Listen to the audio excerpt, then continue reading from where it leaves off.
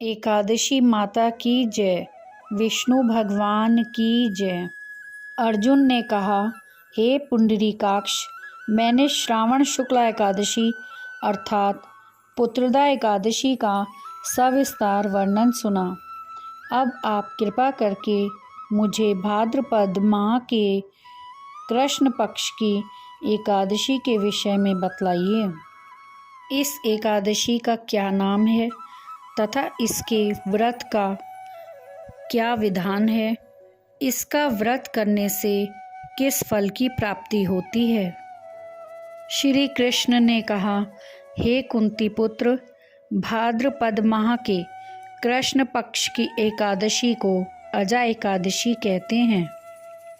इसका व्रत करने से सभी पाप नष्ट हो जाते हैं। इस लोक और परलोक में मदद करने वाली इस एकादशी व्रत के समान संसार में दूसरा कोई व्रत नहीं है। अब ध्यान पूर्वक इस एकादशी का महात्म्य श्रवण करो। पौराणिक काल में भगवान श्री राम के वंश में अयोध्या नगरी में एक चक्रवर्ती राजा हरिश्चंद्र नाम के राजा हुए थे। राजा अपनी सत्यनिष्ठा और ईमानदारी के लिए प्रसिद्ध थे। एक बार देवताओं ने इनकी परीक्षा लेने की योजना बनाई। राजा ने स्वप्न में देखा कि ऋषि विश्वामित्र को उन्होंने अपना राजपाट दान कर दिया है। सुबह विश्वामित्र वास्तव में उनके द्वार पर आकर कहने लगे, तुमने स्वप्न में मुझे अपना राज्य दान कर दिया। राजा ने सत्यनिष्ठ व्रत का पालन करते हुए संपूर्ण राज्य विश्वामित्र को सौंप दिया। दान के लिए दक्षिणा चुकाने हेतु राजा हरिश्चंद्र को पूर्व जन्म के कर्म फल के कारण पत्नी, बेटा एवं खुद को बेचना पड़ा। हरिश्चंद्र को एक डोम ने खरीद लिया जो शमशान भूमि में लोगों के दाह संस्कार का काम करवाता था। स्वयं वह एक चांडाल का दास बन गया। उसने उस चांडाल के यहाँ कफन लेने का काम किया, किंतु उसने इस आपत्ति के काम में भी सत्य का साथ नहीं छोड़ा।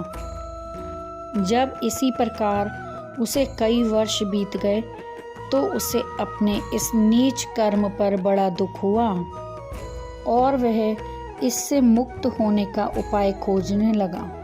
वह सदैव इसी चिंता में रहने लगा कि मैं क्या करूं, किस प्रकार इस नीच कर्म से मुक्ति पाऊं। एक बार की बात है, वह इसी चिंता में बैठा था कि गौतम ऋषि उसके पास पहुँचे। हरिश्चंद्र ने उन्हें प्रणाम किया और अपनी दुख भरी कथा को सुनाने लगा। राजा हरिश्चंद्र की दुख भरी कहानी सुनकर महर्षि गौतम भी अत्यंत दुखी हुए और उन्होंने राजा से कहा, हे राजन, भादो माह के कृष्ण पक्ष की एकादशी का नाम अजा है। तुम उस एकादशी का विधान पूर्वक व्रत करो तथा रात्रि को जागरण करो। इससे तुम्हारे सभी पाप नष्ट हो जाएंगे। महर्षि गौतम इतना कहकर आलोप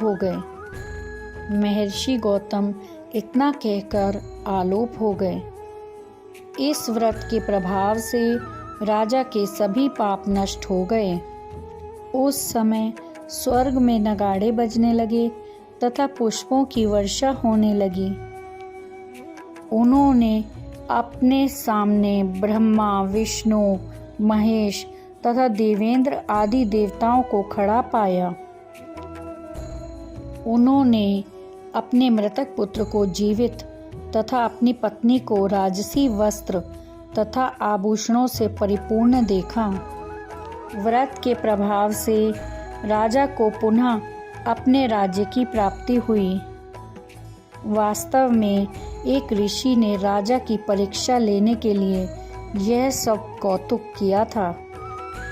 परंतु अजा एकादशी के व्रत के प्रभाव से ऋषि द्वारा रची गई सारी माया समाप्त हो गई और अंत समय में हरिश्चंद्र अपने परिवार सहित स्वर्गलोक को गया।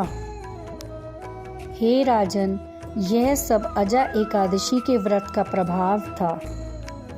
जो मनुष्य इस उपवास को विधान पूर्वक करते हैं तथा रात्रि का जागरण करते हैं, उनके सभी पाप नष्ट हो जाते हैं और अंत में वह स्वर्ग को प्राप्त करते हैं।